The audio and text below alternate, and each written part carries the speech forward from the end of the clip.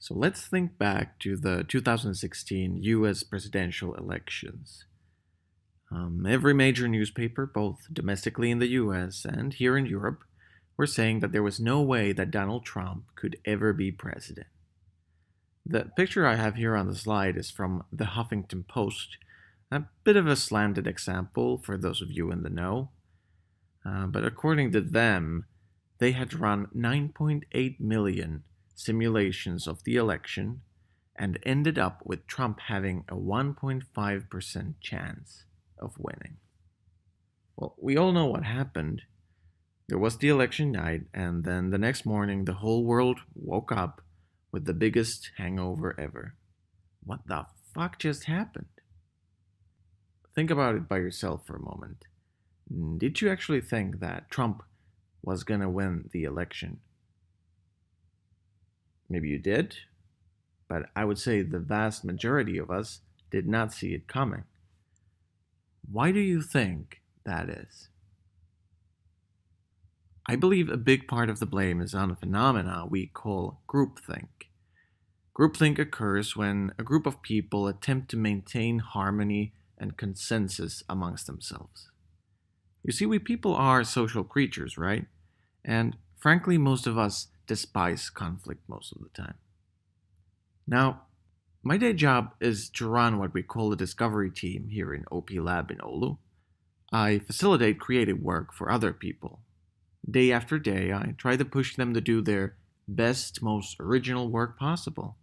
And it's by no means an easy task. In the beginning, I was a big believer in collaboration and co-creation, different brainstorming techniques. And I guess most of us are taught that those are really the modern tools for success. We want the diversity of opinion and we want to bring together cross-talented teams.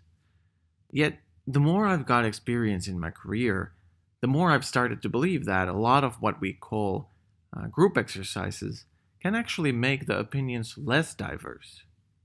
And that is what I'm really going to be talking about today.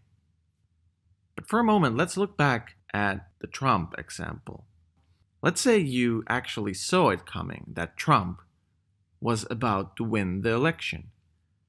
Would you have felt pressured, or did you feel pressured, not to discuss it with your friends? Maybe you felt that they would be uncomfortable with your opinion, and it would not be worth it to bring it up. Now, if you say yes, you might just be a good example of what groupthink can cause in a group. You see, the main problem of groupthink is that it leads us to easily accept the first sensible idea or resolution put forward in the group. Probably in this case, that Hillary is guaranteed to win, right? And then we neglect or even deny any alternatives that are proposed after that first accepted resolution. The reason why I'm bringing this up to teams that are about to embark on a journey of creating a startup is that when we are in a new group about to create something, we tend to promote discussion and democracy and consensus within the group. And initially that doesn't sound too bad, right? Well, sometimes it is. You see, despite what we are being taught, especially in universities and schools, the way we do collaboration and brainstorming these days quite often breeds mediocrity. In fact, research has shown time and time again that people perform better in creative tasks when they are not interacting with others. There are three main points really that especially hurt a team that has a groupthink mentality, and I'll be going through all of them and giving you a little bit of examples of what kind of trouble they cause. First, groupthink neglects introverts. Think back for a moment and try to remember the last time you were involved in group work. Maybe you had a meeting at work, or maybe it was something for school that you had to do. I would imagine you had some good discussions and you evaluated the different options, came to conclusions, and let me be perfectly clear on this. There is nothing wrong with having a good discussion with your group. However, if you think about it carefully, Would you say that everybody in the group was actually participating in the meeting equally? Or was there maybe somebody who could not get their voice heard? Or on the flip side, was there somebody in the group who was clearly driving the discussion forward? See, in a group setting, we tend to gravitate towards the opinions of people who are maybe more naturally charismatic or outspoken. And this is not for malicious reasons. It's simply that they voice their ideas and they do it in a compelling way. There's the catch, however.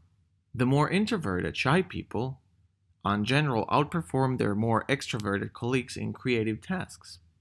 So I ask you this: are we then not biased to listen to the people who might not have the best solutions at hand? Not only does groupthink neglect introverts, it also wastes time. Especially when we have two or more competing ideas on the table, in a groupthink setting, we try to find a consensus. That means we will continue discussing the topic and watering down those ideas, trying to make some sort of synthesis out of them, just to make sure that nobody gets their feelings hurt. Now, not only does this decision making by committee end up taking a ridiculous amount of time, but it will also result in a less original and less creative solution to your problem. Finally, groupthink silences critics. The problem with the groupthink mentality is that it leads those with critical opinions to simply self-censor themselves. I would bet that most of you had at least once been in a group setting where you have not agreed with the group and you've decided that it's simply not worth the hassle to bring up your opinions. After all, what's the benefit? You can just stay quiet and coast along. Now then, you might be wondering, what exactly is the alternative that I'm proposing? Am I saying that group work should not be done? No, I'm not. I believe that the diversity of opinions and backgrounds and expertises in cross-cultural and cross-skilled teams, the exchange of ideas, are all at the very core of creative problem solving. However, I believe that there are some very common pitfalls when we do group work, and that if we are more mindful of them, we can avoid them and maybe do even better creative work together. So, in the following 3 slides, I'm going to give you some actionable insight on how I believe you can avoid groupthink and do collaborative work in a more efficient way. So, if there is any part to my rambling that you might want to take notes on, it's the next 3 slides. When working in a group, pick a decision maker. Pick a person out from the team that will have final say on every decision the team makes. Think of this person as a kind of a referee in a football match. His responsibility is to listen to everyone's opinions in the group and make sure that people are not spending too much time bickering over things that are not helping the team go forward with the task at hand. See, pretty much every group discussion can be framed into 3 parts. First, there is sharing of information. This is where people take in and share all the information that exists regarding the problem at hand. Next comes the deliberation. This is where the different people in the group apply their own experience and knowledge and debate what the best course of action would be. Finally comes the decision making. Now, the problem in teams without a clear decision maker is that we end up lapsing back at the deliberation stage and even the information collecting stage without ever making a decision. Now, some people might be saying that this is a good thing, that you should think about your actions carefully and evaluate all the possible alternatives. But here's the thing. In my experience, after a certain point, quite often your decisions will not get any better no matter how much you discuss it.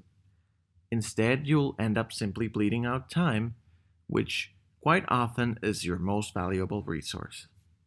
Now then, people often ask me, how do you pick a decision maker in the group? And how do you make sure that that decision maker will not abuse her or his power? Now, in a startup, the decision maker is often the founder or the CEO. In a more loosely structured group, let's say a study group or project group, the person would naturally be the one who either invited the group together or the one who defined the problem at hand, or maybe defined the initial idea of a solution that the team is working on. Sometimes it can feel awkward giving all the decision power to one person. So, what you can also do is pick people who have decision making power over certain domains. For example, you can have one person have all the say on marketing related things, and another person will have the final say on all things technical. Now, regarding the abuse of power, it should be understood that the decision maker must be respected by the group. And there will be times when you disagree with the decision maker, but you still must respect his choices. That is the only way the system will work for you. However, if a group notices that the decision maker is doing an awful job, you should simply change him. In fact, I propose that in the beginning of any group work, you pick a decision maker and then you pick a vice decision maker. So, then in a situation where the original decision maker is not performing her or his job, you will simply replace her with the next in line. Now, again, you might be wondering, aren't my points running a little bit contrary to what I said in the beginning about how we should get the quiet, more introverted people to speak up? And now I'm telling you to just pick some sort of dictator to make all the decisions for the team. But bear with me, there is a method to this madness, and I believe it goes as follows. You should work alone in a group. Now, this is actually something that I stole off from Jake Knapp. He is the engineer from Google who, with his colleagues, came up with the whole idea of a design sprint.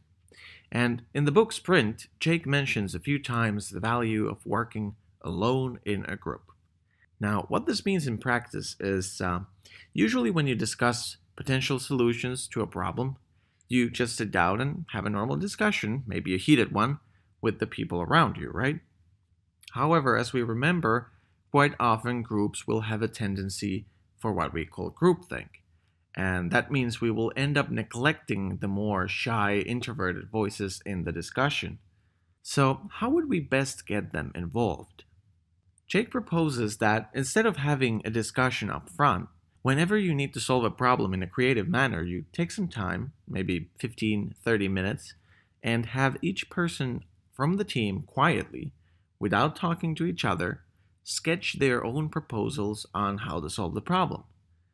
Now, this can be anything from what our value proposition should be like to this is what the landing page should look like.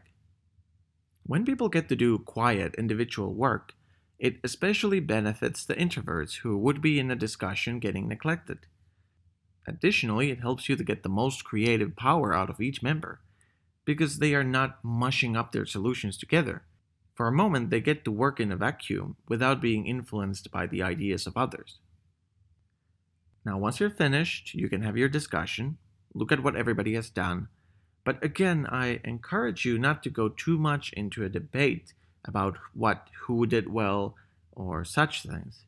Just quickly weigh all the solutions and then have the decision maker do the final call on how to proceed. Sometimes you can even drop the discussion completely and just do a sort of a vote. And the one really easy way to do it is just to put up your sketches on the wall, and then every person in the team, again silently, puts up a vote, maybe for example with a marker making a small check mark next to the sketch that he thinks is best, and then the decision maker looks at the votes and makes the final judgment call. This is effective because it doesn't let those people with charisma and maybe the ability to make stronger arguments influence the decisions of others in the team, and once again you're avoiding the dreaded groupthink. Now we're almost to the end here, and next up I will give you my final tip in my toolbox for today. And this really is the secret sauce that pulls everything together. Time box all your activities. Now believe me, this combined with a good decision maker in the group can make your life so much more easier.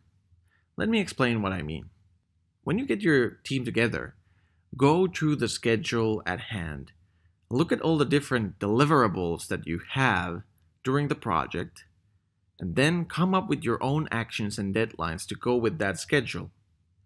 For example, by this time, we need to have an idea defined. By this time, we need to have this and this decided, etc., etc. And then have a person in your team whose job it is to watch that everybody stays on that schedule. Let's say, for example, that you need to do brainstorming. So fine, have that person set a timer for, let's say, 30 minutes. And after the time is up, have the decision maker make a call on how to go forward. Try not to cheat yourselves with the schedule, stick to it. I believe some of the best projects I've seen have been the ones that have a constant motion forward. There will be bumps along the road, and you can always adapt your schedule when things get screwed up, and they quite often will, I promise you that. But try to keep that pace and momentum going.